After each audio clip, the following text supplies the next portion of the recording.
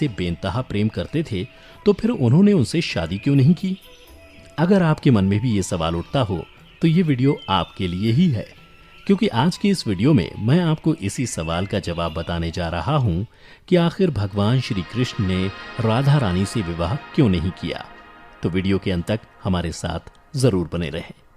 नमस्कार मित्रों, the divine tales पर आपका एक बार फिर से स्वागत है। हिंदू धर्म ग्रंथों में इस प्रसंग से जुड़ी कई कथाएं प्रचलित हैं, जिनमें से सबसे पहली कथा के अनुसार ऐसा माना जाता है कि राधा कोई और नहीं बल्कि श्री कृष्ण का ही एक रूप थी। स्कंद पुराण की माने तो श्री कृष्ण को आत्मा राम भी कहा जाता है, अर्थात जो अपनी आत्मा में ही रमण करते हुए आनंदित रहता है और उसे आनंद की अनुभूति के लिए किसी अन्य की आवश्यकता नहीं होती। उनकी आत्मा तो राधा ही है, अतः राधा और कृष्ण को कभी अलग नहीं किया जा सकता।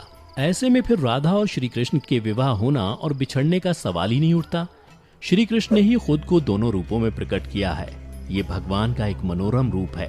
पुराणों में उनके इस रूप को रहस्य, अध्यात्म और दर्शन से जोड़कर देखा गया।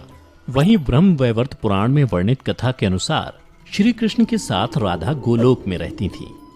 एक बार उनकी अनुपस्थिति में श्री कृष्ण अपनी दूसरी पत्नी विरजा के साथ घूम रहे थे।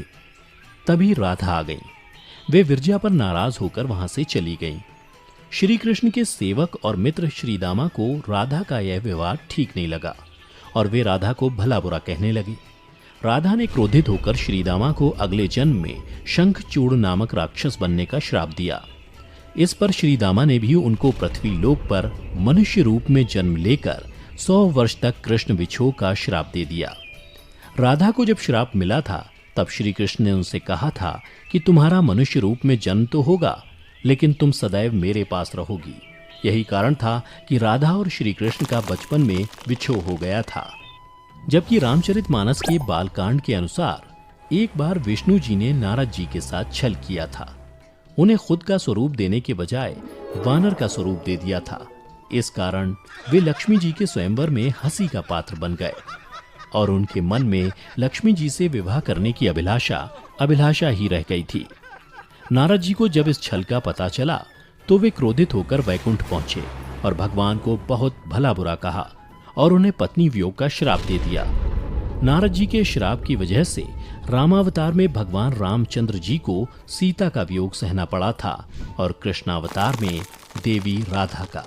इसके अलावा एक अन्य पौराणिक कथा के अनुसार राधा श्री कृष्ण से 5 वर्ष बड़ी थी।